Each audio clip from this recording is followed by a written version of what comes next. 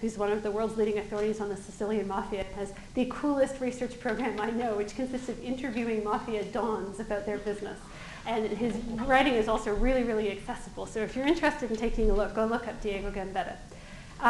In terms of some of your other questions, I mean, the whole reason why norms are such a fascinating object of study is because we can have norms on a whole variety of things. And in fact, we do. We have a norm in this country that we drive on the right-hand side of the road. That's not a moral norm, but it's a norm, right? We know that that's what we do. We drive on the right-hand side of the road. The other thing is that just because a norm is violated doesn't mean that it's not important. So we also have norms which have been institutionalized into law against killing people, but people kill people all the time, and none of us question whether or not there's a norm against that.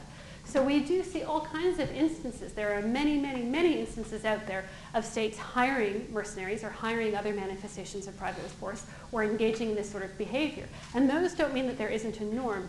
What we do as researchers interested in this to test whether or not the norm is having any influence is see how people react. So if the United States hires private security companies and not a single person in the world complains about it, that would suggest to someone like me that maybe the norm has lost all of its power. But if there's a great deal of concern about it, that would suggest to me, well, what are these concerns and how are people talking about them? And if they're talking about them in a certain way, then that would suggest to me that the norm still has influence. And that's why when I brought up this example, we had disappearance of mercenaries for a long time, reappearance in the 1960s. What was the international reaction? Did people just say, oh, we don't care about that? Or were they very concerned? And the answer is that they were very concerned. And that shows to me that the norm was still very influential at that time. And in terms of the condottieri, they're a fascinating case, and I could talk about them for a long time, but I won't do it tonight because it's going to take us way off the beaten track.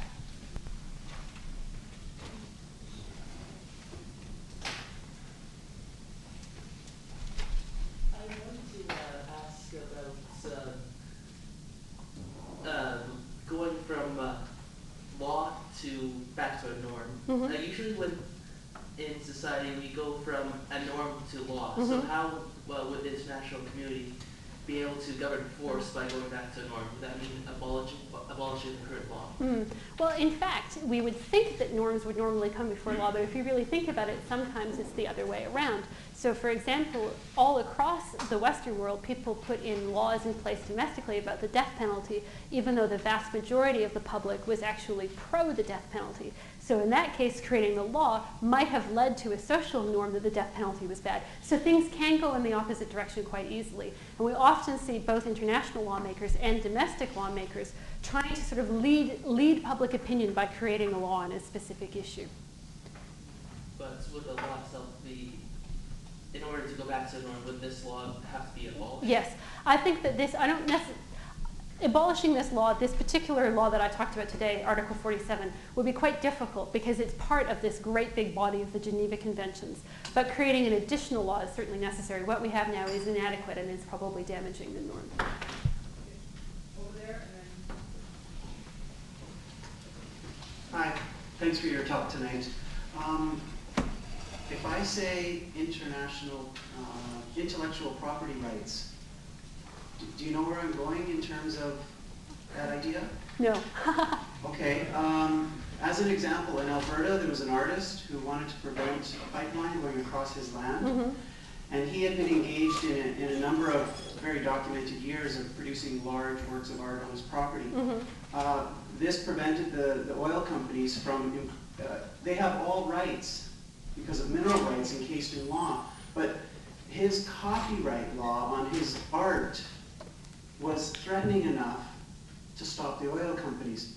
So where I'm driving at is that I believe that militarism, or the art of warfare, is a public domain. Mm-hmm. Therefore, the state has the intellectual property rights to that knowledge. Could we, because I think we're all wanting the norm of no war. So to reinforce it, attach an intellectual property right to the art of war, which I think would include being a mercenary, whatever the definition would be. What do you think? Well, I think that it's very difficult to take the laws of war or the practice of war broadly is probably, it's very, very difficult. It takes us beyond the bounds. And I don't know necessarily about intellectual property law, but there are lots and lots of non-legal ways that we can influence the way our states practice and conduct warfare. One of which is just by exercising our democratic rights. If we don't like the stuff, don't vote for people who put it in. There are a number of other aspects, one of the most interesting of which with a private security company is actually using the insurance industry to get companies to stop doing what you don't want them to do. So tell the insurance industry that not to insure companies who engage in certain practices. And that's been a very, very, very influential tactic dealing with domestic private security companies, is that if they can't get insured, they're not going to bother doing it. And that can cause you, without enacting any laws at all, to have the effect that you want on a particular practice. So we'll have maybe 2 last questions and then wrap up. My question would like to get back to the private security companies. I was wondering, in specifically, I guess, in relation to Iraq, and I'm not sure how deeply you're familiar with the processes involving them there, but is the American government abdicating the responsibility for these activities by passing them on to private security companies? And how effective are they at performing those functions? Mm-hmm. Is that part of the problem, or is it really just masked by all of the other problems that are going on in Iraq? Well, in terms of effectiveness, it varies enormously according to what the companies are provided to do, or actually have been tasked with doing. In some cases, they've been very, very, very effective, and they've done a really good job. In some cases, they've been lousy, and they've done a terrible job. One of the examples I brought up this afternoon when I was talking exclusively about private security companies is military interrogation at Abu Ghraib prison was partially provided by private military contractors. And they did a very bad job and tortured people while they were doing that. So, you know, it depends very much on the task. Whether or not the US is abdicating responsibility is another question. Generally speaking, with the exception of military interrogation, a lot of this stuff isn't actively controversial. It's not stuff that people really get worried about. It includes things like landmine clearance and translation. You know, it's not stuff that we worry about a lot. Some of it we should be worried about it. People call it at the tip of the spear is the analogy that military people use all the time, stuff which is actively combat-oriented on the battlefield. If not engaging in active combat, certainly being armed and being on the battlefield. It's less that the US is abdicating responsibility for it, and more that it doesn't have any mechanisms whatsoever to bring these contractors to account if things go wrong. And that's beginning to change.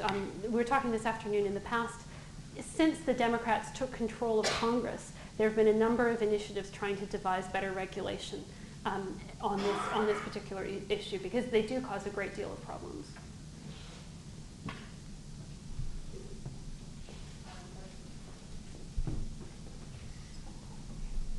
How many states have mercenary laws?